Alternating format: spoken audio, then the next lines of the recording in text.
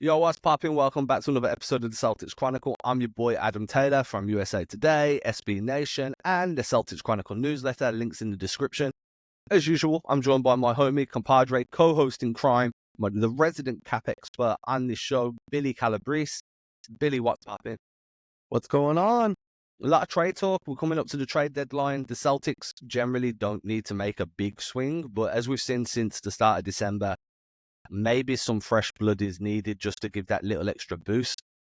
I wanted to touch on an article from Brian Rabb over at Mass Live that he wrote yesterday.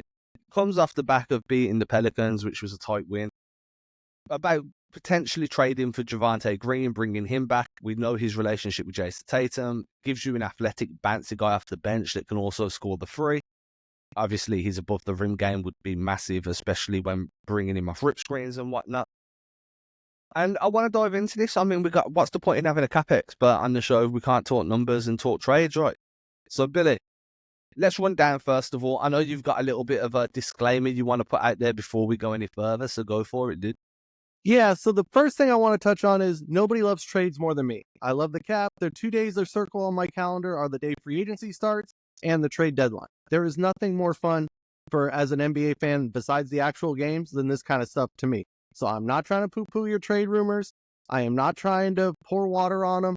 All I'm saying is because of the CBA and the way the rules are, it's very limited, especially for a team like the Boston Celtics in the second apron. So what does that mean? We can't combine salaries. If you have a guy that makes $15 million, that doesn't mean we get to take somebody that makes 8 and somebody that makes 7 and trade them both for one guy that makes 15. No combining. If you want somebody that makes 15, they have to make 15 the person we're sending. Now, that being said, there is a lot of fun, things we can talk about. And B-Rob nailed it right on the head with somebody like Javante Green, who we all liked in Boston. He was a vibes guy. He was come in, maybe have a cool dunk, maybe have a cool moment. And most importantly, he was just great in the locker room and guys liked having him around. And that's really what we're looking for this 13th, 14th, 15th man spot, because let's be honest, nobody's cracking the 7-8 rotation. I wonder whether Javante would want to come back, though, because he's actually getting minutes out in New Orleans, right? Like, I'm just looking at his numbers now. Played 35 games, started 13 of them, averaging 21.2 minutes, putting up 6 points, 3.3 rebounds, and just under an assist a game, hitting 36.6% from three-point range. He's getting genuine minutes. You come back to Boston, and it's going to be worse than it was his first time. I mean, his first round of the team, he played 9.8 minutes a game over 48. Second year, he split it between Chicago and Boston, averaged 11.5 minutes. He's going to get a lot of did not play coaches' decisions if he moves, but like if they trade for him. And I get it from the Celtics perspective, like Javante's coming in, he knows a lot of the team already, he's going to gel quickly, he fits the cap constraints that come with it, and he gives you something that's missing in terms of athleticism and just complete and utter bounce off the bench. But you want to keep everybody happy, and while he'll have built-in relationships that he can slot back into, and Tatum's obviously got that friendship there, going from 21 minutes a game where you're slowly establishing yourself as like a potential bench piece in the league to then being buried again, like that, sometimes you have to wonder whether a player's going to be able to stomach that type of change. For him, I think the situation will be a little different because let's face it, he's starting to face the end of the line. He's at 31. So that athleticism, it's going to slowly start to creep away. His best case scenario is to get on a title team and become like what Swede did last year for us and was able to get a nice contract after winning the title and barely playing. So that would be the scenario for him because honestly, he's going to be a free agent this summer. There's not a lot of market for a 32-year-old wing vet that really can only dunk. Now, his three-pointer has improved. We saw it in the game against us. He's starting to bang down a couple threes. But at this stage of the game, they're always going to prefer to take a chance on somebody younger than somebody in their early to mid-30s. So for him, this would be a really good opportunity to get back in the spotlight because there's nobody noticing what he's doing in New Orleans, unfortunately. Yeah, and that three-point shot, to just put this into context, is two attempts a game. It's such a low volume that even when he's hitting it at 36, 37%, you don't know how that's going to work at scale. And if teams are going to ask him to play big minutes, that's obviously going to need to scale. make a great point about the athleticism starting to like fade away. I will say that like he didn't really come into the NBA until age 26, so there doesn't have the same amount of mileage on him as what other players might. Obviously, he played over in Europe for a while, so there's mileage there, but their season's way shorter. There's just less wear and tear in general. If you remember when Kemba Walker went over to France, his argument was, we're going to play a lot less. It's like once, maybe twice a week, and my knee can rehab from game to game. Didn't work out for Kemba at that point, but the logic behind it was sound. So I do wonder whether the lack of mileage means that you might get 2 or 3 more years of athleticism out of. Now, obviously, you got to trade for him, so the most logical move here would be Springer, right? Is there anybody else that would fit that to make it the deal work? Anybody on a vet minimum, but Springer is the one that you would want to use because you would actually save about 1.9 in cap space for trading Springer for him. Now, there is a problem with that. One, you might have to attach like a second round pick or some kind of other asset with it, because why would New Orleans want Jaden Springer unless they really scouted him, liked him, whatever? And it's also a rental. So it's like you don't want to give up an asset because we wouldn't get Javonte's bird rights. So in all likelihood, unless he was just willing to just keep on going from minimum contract to minimum contract, with a lot of guys do not want to do, that's like an absolute last resort, he would be a rental. That's why attaching any picks to any of these Jaden Springer trades is so unrealistic, because our war chest, it's fine, but it's not that deep. Most of our picks are pretty mid, if we're being honest. So we can't start giving those away now, because we're going to need those in a year, 2 years, 3 years, as we really start to get into salary cap hell. Yeah, especially with the age of this roster, like the top end of the roster, you are going to probably need to start attaching picks later on down the line. As horrible as it sounds, but to get off somebody like Drew Holiday when they're 35, 36. What I will say is, with Springer, I do think you could probably get a better player in return than Javante for Springer.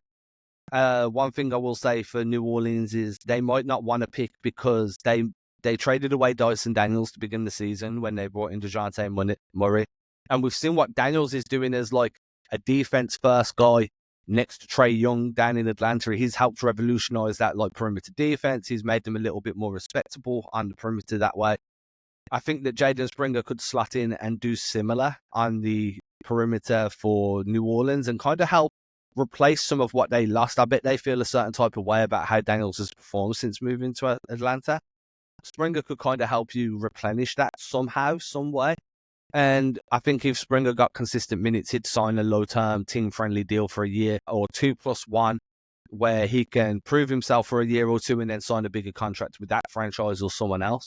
So I think there is a world where you can sell New Orleans, but Springer would probably need to guarantee that he'd re-sign.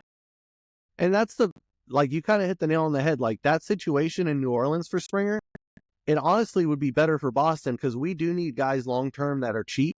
And with his bird rights, we could actually do the same thing with him here. It's just, do we believe in him enough to do so, to invest that kind of time into him, even if it's not a lot of money, because it is still a roster spot. But I do think it's so much more important to have guys like that than a rental that is realistically just there for the vibes. Yeah, as much as I love Javonte, like Javonte is like, he's like with Malik Fitz as like just an all-time like bench vibes guy. The one thing I'll say about this with Springer is the Celtics have done really good job at developing guys in recent years, but most of that development has come on the wing and at the big. The guards are kind of put in jail right now because that rotation is so cemented with Drew, Derek, and Peyton that I don't know if Javante would want to re-sign. Not Javante, sorry, Jaden Springer would want to re-sign, because where's the pathway to playing time? J.D. Davison's been playing well in Maine and gets looked over every year. And I don't think that's a bad thing. I don't think Davison's shown enough for me to be like he deserves minutes over Pritchard. But I also don't think we'd see Springer show enough to say he deserves minutes over Pritchard. At which point, why not trade him and bring in somebody that can make an actual difference when put on the floor? I'm just not convinced Javante Green's that dude. No, not at all. And like I said, once we start talking about picks or anything else that they want added in, like it's a non-starter. But Jaden, for Javante straight up, I can get it for the vibes, just for something different on the bench to spice it up. Like I really miss that we don't have like an end of bench guy that's like Blake or Joe Johnson, somebody like that just at the end, like just somebody that you root for that everybody likes having around. I do think that there is some kind of like staleness to that bench unit like the Stay Ready group. They've been together for so long. I do think they need some fresh blood to kind of push them, even if that fresh blood's a little older and it's a guy in their 30s, like Blake was, or even Joe Johnson was. So, I mean, Javonte kind of fits that, even though he's on the younger side of 30, but he's still up there.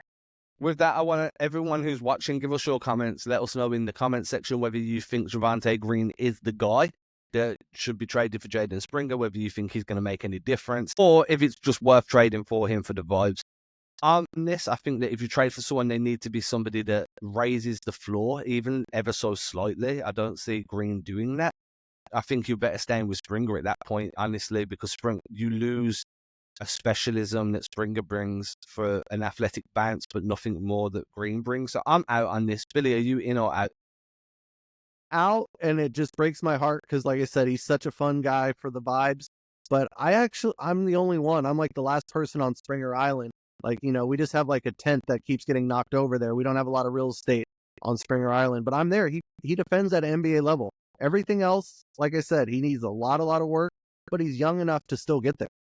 There we go. Everybody make sure to sign up to the Celtics Chronicle newsletter. Hit subscribe on the YouTube channel. Billy, where can they find you, bro? Hit me up on X, The Real Sibo. You'll know me in a Sebastian Telfair jersey. Make sure you follow me at Adam Taylor NBA, Instagram, Twitter, here, I don't know, everywhere. Just follow me everywhere. We'll catch you again soon. Peace.